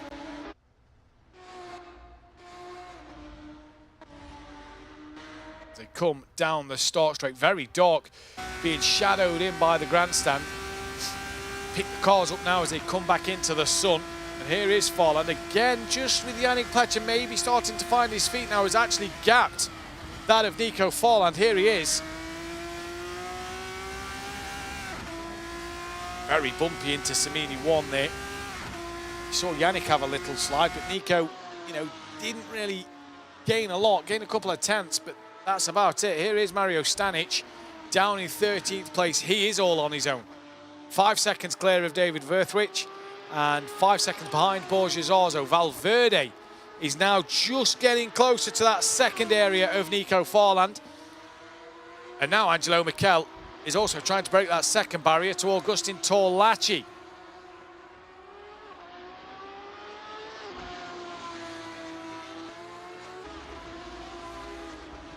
The two leaders, though, you have to say, in this race, been very dominant. Here they are, Sanchez and Marignon. Sanchez has dominated this race, got ahead at the start, not looked back.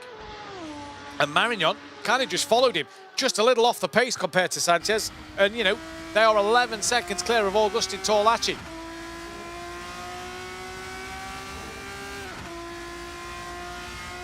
And Sanchez, as always, just one of the coolest characters in the cockpit. He is so determined to win. And, well, win he is at the moment. 18 laps out of 30. And he is just ahead and flying. Enrique Marignon, second place. Doing a great job is Enrique Marignon. He's just said in his pole position interview that he's just not had the pace of Sanchez all day. He's just been a bit quicker than him all day. But I'm sure, look, there's no points on offer. This isn't a championship race. This is a chance to get on the podium. Catch that one, Enrique. And he did as well. It's a chance to get on the podium as the top three go to it for a track day at Ascari. So that is where it is vital for these podium positions. Now, Torlacci's under big pressure from Michel and Hirsch. Through comes Forland. Down towards the hairpin, fastest lap Sanchez, a 22.492, so he's pumped in another fast lap here as we had lap 19 of 30.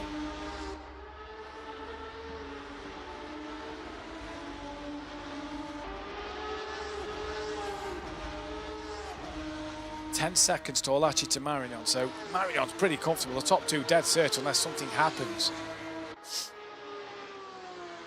Forland here has just stared at the back of Yannick's car all race. He just cannot get close enough. No matter what Nico tries to do, he just cannot get close enough here.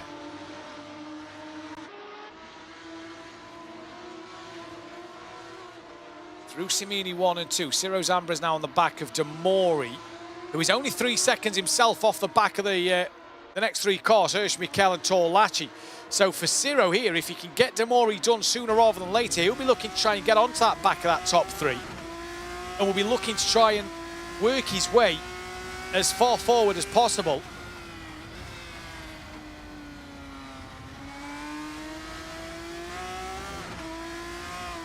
Interesting to see the different line there. Look, Demore wider in, tighter out. Ciro tighter in, wider out.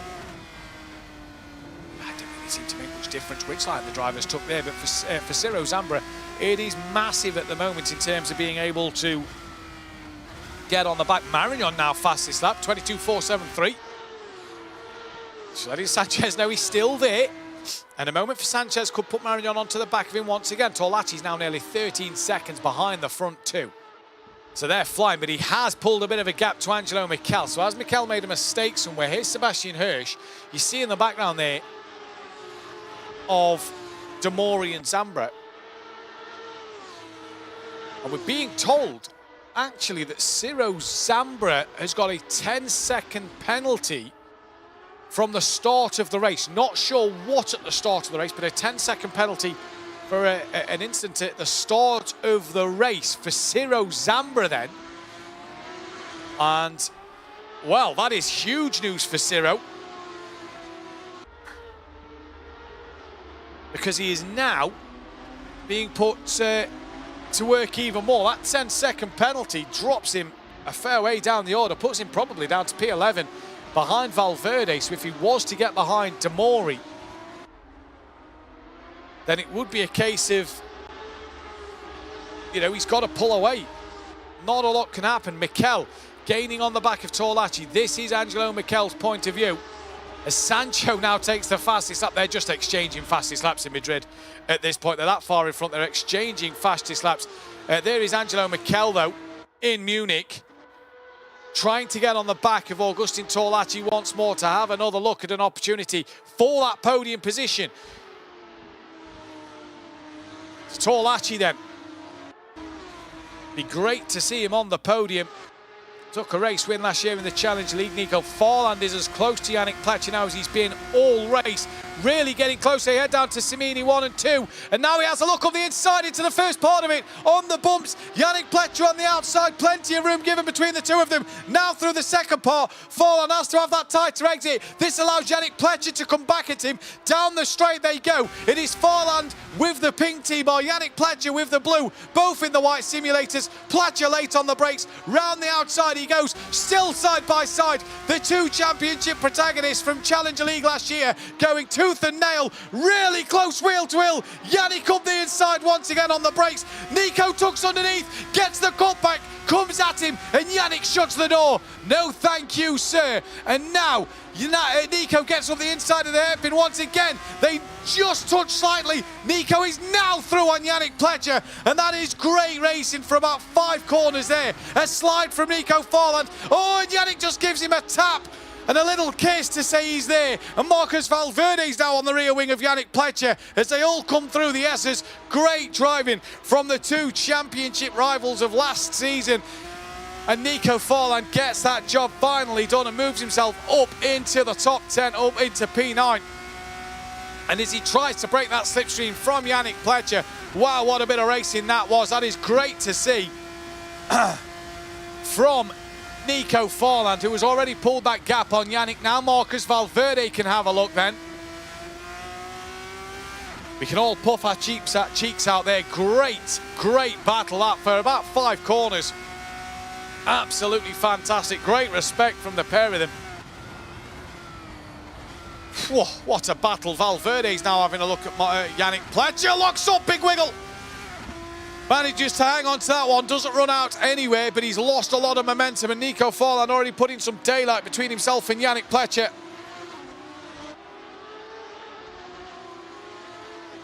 I hope we can bring you a replay of that action there between Farland and Yannick there. That was absolutely fantastic. We're on lap 22 of 30. Here's Angelo Mikel getting a bit closer to Augustin Torlacci once more. Sanchez, fastest lap of the race, 1:22.437.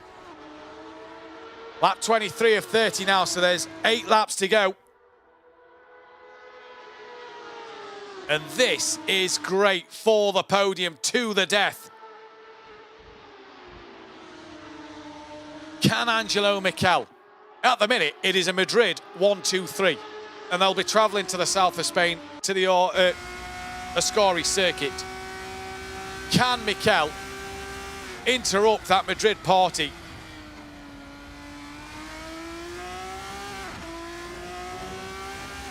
Wow, wow, wow. Angelo Mikel then. This is his point of view. This is on board him from the T-bar camera, looking on at the back of Augustin Torlacci. This is the battle for the final podium spot, because Marignon and Sanchez are up the road at the moment. And it is Augustin Torlacci versus Angelo Mikel. There you see just over the shoulder of the simulator of Angelo Mikel.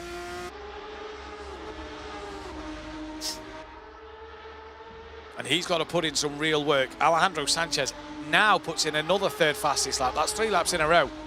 He is in the zone, leaving it till the last minute to use the last of his tyres and pump in some good laps. He's pulled well away of Marignon.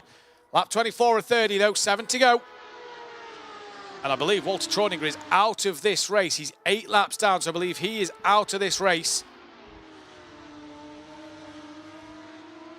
But here is a replay. And this is Angelo Michel. Now back to live action of Angelo Michel now. Just not close enough at the minute to Torlacci to do anything. He's within 7 tenths. That 7 tenths just isn't close enough to have a look so far.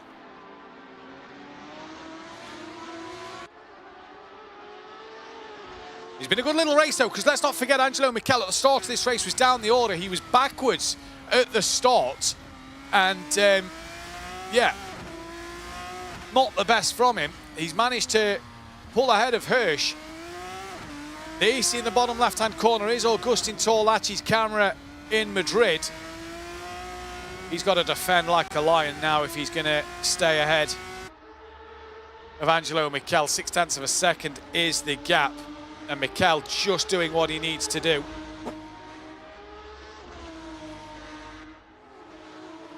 Come across the start line. No fastest lap for Sanchez this time, but it is lap 25 of 30.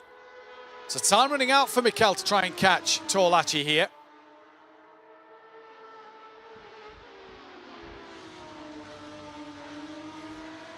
Just looking down the order. Pletcher's still close to the back of Forland. Valverde's trying to get back within a second of him. Berto Miguez well off the back of Devin Iskro, who's says a lap down. That's probably because he's not crossed the timing screen at the moment to start lap 25. And Michel, he just can't seem to get close enough at the moment. He just cannot. He's doing everything he can, I'm sure, but just needs that little bit extra. Now he looks close enough. Oh, but then has the wiggle on the exit. And would that have lost it? Would that have cost him much time? Lost him a bit of momentum. He's so close under braking now. If he can set him up through these next couple of corners and have a look to get a good slingshot out of Roma. As Torlacci a little wide, Angelo just having a sniff, but that's all it was. Through the S as they're going to come. Stick to the Torlacci as close as you can through here. Set yourself up for Roma, the final corner. As Sanchez already starts lap 26. Michel now get a good slingshot out of here. Because the first braking point is Simini 1 and 2. Now use the slipstream into the Curva Grande, which is turn 1. There they go. Flick it back left a little bit. And now in the slipstream, Torlacci defends and holds his line. To the outside of Simini 1 goes Michel. And that is a great piece of defending. But now Torlacci, you feel here, he's got a bit more to do. He's into the longest straight on the circuit. Michel's already side by side with him. Half a car length. They're fully side by side. Just banging wheels a little bit. Michel just got in front. But Torlacci has the inside line. And Michel has to tuck back behind. So on lap 26 to 30, now Angelo Michel is going to mount his attack here at the very end. Flicks to the outside late. And Torlacci's gone deep. Michel tucks underneath. It is how the position changed. It is. And Michel gets through. Great manoeuvre there. Torlacci's going to try and come back at him. Breaks deeper. Tries to tuck back underneath. But Michel parks it on the apex. An absolute peach. And that looks like it's the job done for Angelo Michel. And it was Torlacci's mistake running wide at the hairpin that opened the door and invited Angelo to come through. And look, he's already started to put some daylight between the two of them. And it was Torlacci's mistake that allowed Michel to come through. Lap 27, Sanchez is on, so now Angelo has to try and pull away. But for Augustin, he's got to try and get onto the back of Michel with a couple to go here.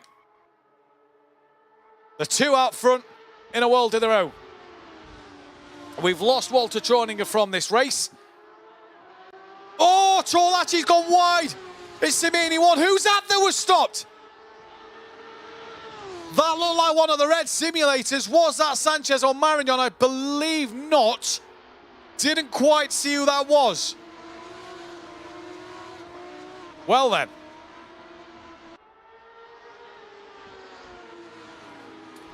Was that Devin Iskro or Roberto Miguez? I wonder, not quite sure. But there's Torlacci, deep look at the Simini one. There is the car stopped on the left-hand side. Torlacci rejoins ahead of Sebastian Hirsch then. Dear, oh dear. Sebastian Hirsch now looking on the back of Torlacci, who's had a moment through the hairpin again. Mikel's being allowed to pull away. And Sebastian Hirsch is now putting Torlacci under some immense pressure through the S's towards Roma. Is it the grip of Torlacci's tyres that are starting to fall off here? Although Sebastian Hirsch is wide, he's in the gravel, he's on the grass. So he's lost all momentum to Torlacci.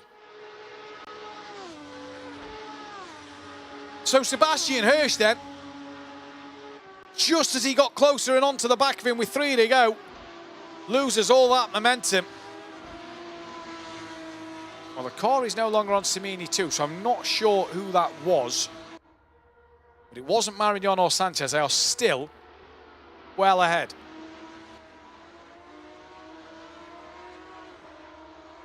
So currently, just a reminder, this is the road to Ascari. The top 3 get a prize to have a track day at Ascari. That is currently Alejandro Sanchez, Enrique Marignon and Angelo Michel.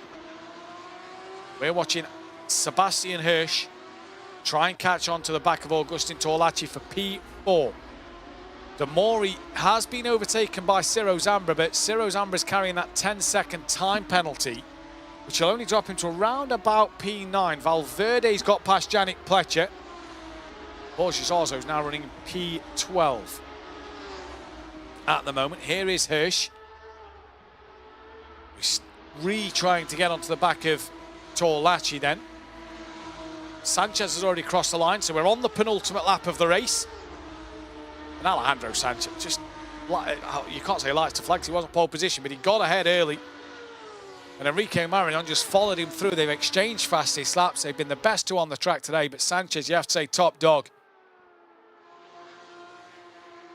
For Sebastian Hirsch. Looking for a top 5. He looks comfortable for that because Ciro, with that time penalty to his name, will obviously tumble down, but he's 3 seconds, just under 3 seconds behind. Here is Alejandro. So calm, so calculated, running no risks, and just doing what he needs to do.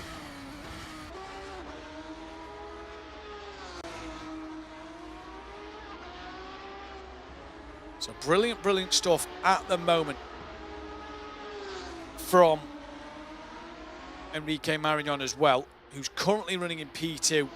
Again, been in a league of his own, a class of his own. So far, Mikel's 10 seconds behind them. Not going to catch the 2 leaders as they start to come around the final corner. Sanchez, he's going to cross the line now to start the final lap of this race. What a dominant performance from the drivers in Madrid. Demori still with Zambra. Nico Forlan tried to get on the back of Sinan Demirbas. And on board Alejandro Sanchez for the final lap of this race. Here he comes now. Down the long straight. He's got 4.3 seconds over that of Enrique Marignon. He's been a class act today. He's been a class act as Alejandro Sanchez. Just made the one mistake in qualifying. But he's been dominant in this race. Bit of a correction there for him. So far, so good. Into the 3rd of the hairpins now. Picks the throttle up. Left, right, hard on the brakes. 3 corners to go. He's just got the S's in the final corner. You'd hate to make a mistake on the final corner of the last lap and lose the race win, but he's not going to do that. As he enters it now, the long, long road round the final corner, it is going to be Alejandro Sanchez who is going to take the race win here in the first of the spring events. It is a race win for Alejandro Sanchez. Enrique Marignon, P2. And it is going to be Angelo Michel in P3 as he rounds Roma now. There is the reaction of the 3 drivers on screen, your podium drivers, and provisional at the moment, as we know, because race control will take a look at any incidents. and keep your eyes on the social media for the final classification. But at the minute, they are the 3 drivers going to Ascari. And they are the 3 drivers that are going to go through and have the chance in the south of Spain. What a comeback drive for Angelo Michel as well, can we just say. He was at the back of the pack at the start of the race after a turn 2 spin at Samini 1 and 2. I don't think he can quite believe that. Great comeback drive from Angelo Michel, but Sanchez and Marignon, dominant display. Brilliant to see though from Michel. Really, really good performance from him. What a fantastic drive. As we know, the only penalty so far is Ciro Zambra with a 10-second time penalty.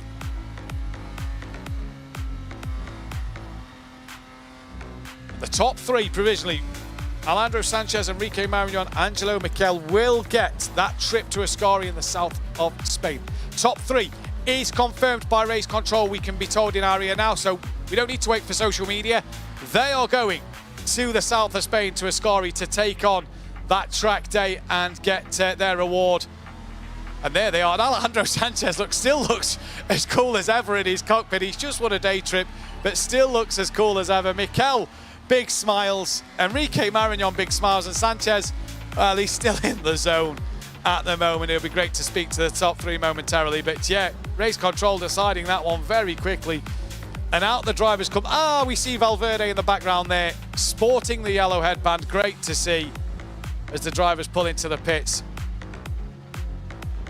And high fives all around. Well done to Alejandro Sanchez, who's got a fantastic bit of work done there. Angelo Michel as well, great to see from him. What a fantastic result for the 3 gentlemen there. Sebastian Hirsch congratulating him there then. Great watch that was. Great bit of racing here in Vallelunga. And we'll be back for the second of the spring events later in April for the All-Star event. As well as back tomorrow at quarter to 12, I do believe, midday UK time for the second of the iRacing events.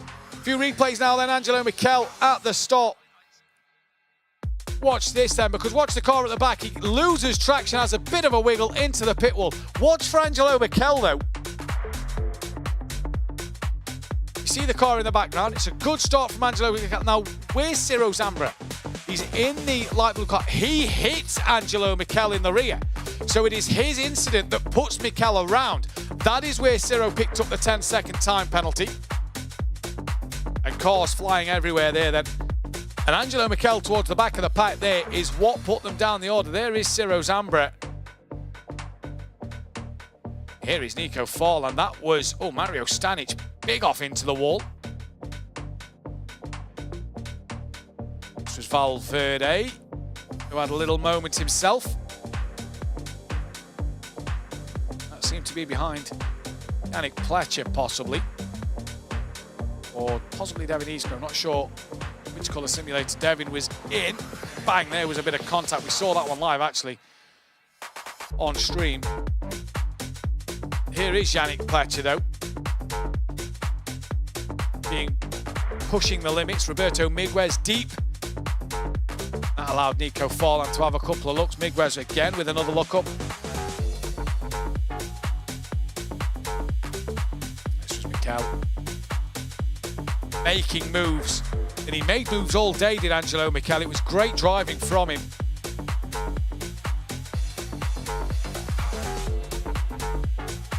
And of course, a great battle between Nico Forlan and Yannick Pletcher. I hope we get to see a bit of them clips, because that was fantastic fun. As well as Michel catching Torlacci at the end.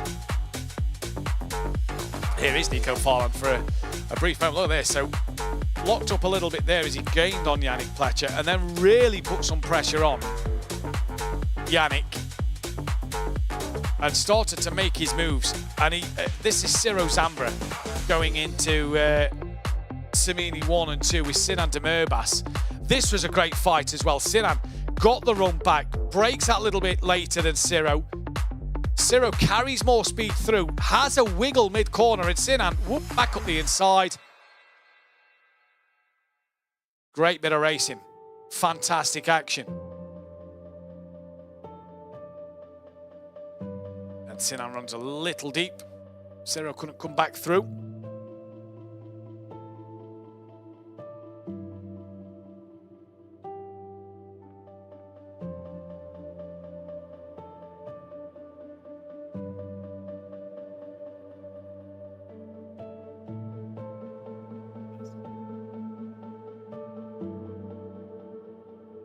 Some great action. This was Ciro Zambra pulling out Sinan Demirbas as well. Some great action, some great highlights that we saw throughout the day there, but we can now speak with the top three who are confirmed, and we can currently speak with P3 at the moment. That was Angelo Mikel in this first race. And Angelo, it was a great race for yourself. You had an incident at the start and had to fight your way through the field. Can you hear me, Matthew? Can you hear me? We can hear you loud and clear, Angelo. Okay. Yeah, I don't know where to start from. It was such a crazy race. I was spun out. I think it was Zero that hit me in the back. And I was just thinking, okay, maybe I get quickly as possible in the right direction and can make moves down the field. I saw, I think P3 at the moment after lap 1 was 7 seconds, 8 seconds away. And I was like thinking, okay, maybe you can do it, maybe. And lap after lap, I gained time, positions, and it was such a crazy race. It made a lot of fun, and at the end, it was. I feel just great to be part, to be road to Ascari. Yeah, on the road to Ascari, it was a fantastic drive for yourself, and more importantly as well, Angelo, like you say, that chance to now get the track day at Ascari. You left it late in the race though to get past Augustin Torlacci. Just talk us about the move, because it looked like you set him up quite well. I was just seeing that he was, I think it was 10 laps down to the end. I was seeing, okay, he make 30, or I don't know what they were lap times, so I was gaining 10th after 10th, and I was just closing the stage and hoping that I make some pressure on him. And he made, I think, some mistake, lost some tenths in some corners, and then it was 5 laps to go, and I saw him, okay, I was 3 fence in the last corner, and I thought, yes, it's now time for the move. I tried it around the outside. I had not enough speed to overtake him there. I was thinking, okay, don't shout it out, make it not stupid, try it again and again. And he fought for the dummy in the slow left, and I was thinking, okay, just short shifting, getting the gears through, and accelerating out of this fucking corner. And yeah, now I'm on P3, and it's great. It was a great feeling. A great feeling indeed, and obviously you get now that track day, that great prize. Are you looking forward to having that experience on the real circuits? Yes, for sure. For a sim racer like myself, it's the biggest dream, or why I'm driving on simulator, is to get the chance to to drive a real race car on a real track. Last year I drove a couple of laps in the M240 Cup, paid by myself, but now to get the chance to be invited and test some cars, test some techniques, it's just great. I think it's just a gift, and it's on my birthday, I must say, 26. So a great birthday present for me. Yeah, couldn't be better. Couldn't be better. Angelo Mikel, enjoy the day at Ascari. Have a great birthday as well, and congratulations on P3 today. Well done. Thank you, mate.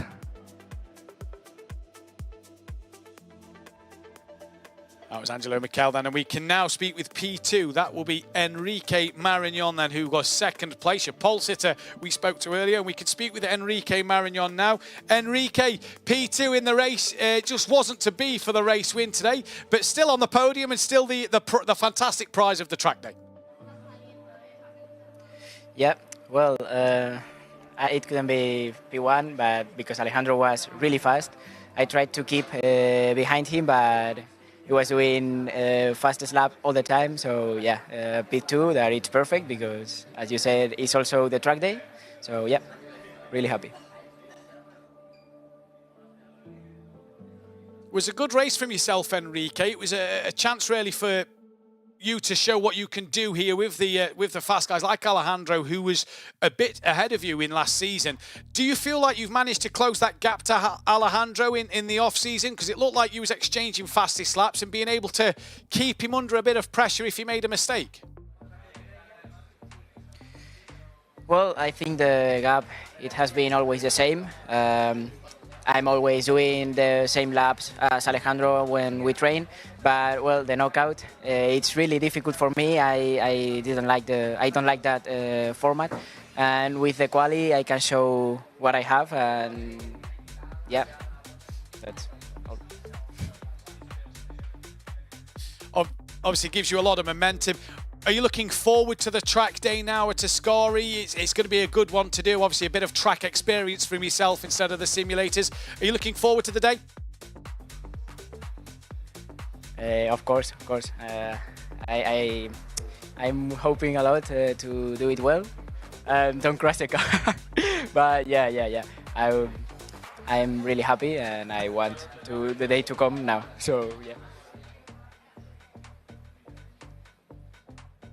Enrique, congratulations on P2. Enjoy your day at Ascari. Well done, and we'll see you next time.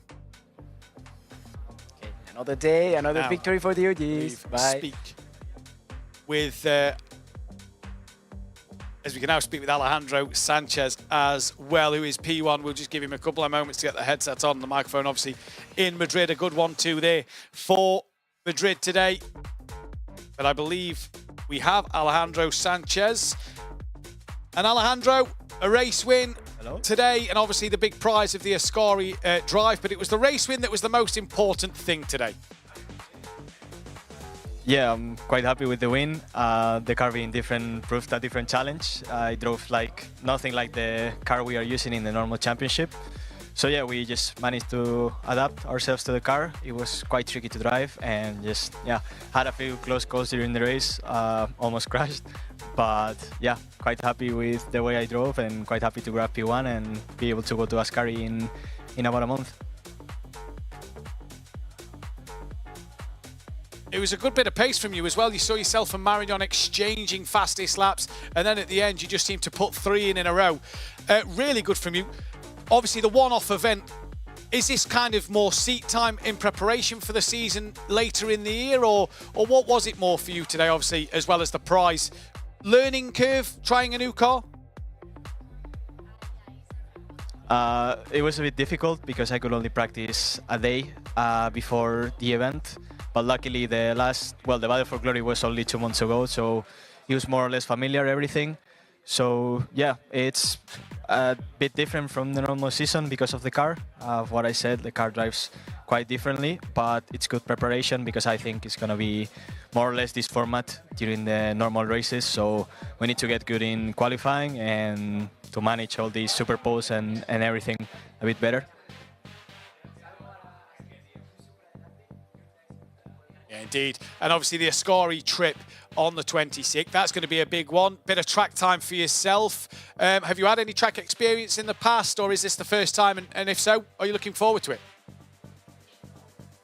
I've driven a Formula 3 and McLaren GT4 around the track, and a Ligier Cup car, so it's not entirely new to me, but it's not what we do usually.